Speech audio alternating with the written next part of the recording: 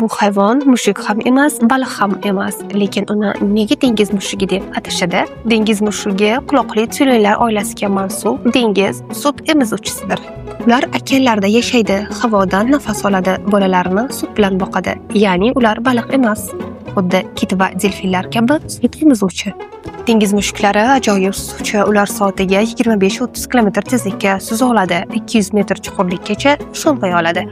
Ularning asosiy ozuqasi baliq, kalmar, qisqichbaqasmonlar. Ba'zi turlarda erkak dengiz mushugi urg'ochisidan 4-5 baravar kattaroq bo'lishi mumkin. Minglab bolalar orasida ham ona o'z bolasining ovozini ajrata oladi. Bu tabiatdagi eng ta'sirli qobiliyatlardan biri. Ba'zan ular suv yuzasida yarim uyqu holatida dam oladi, miyasining bir qismi esa faol holatda turadi.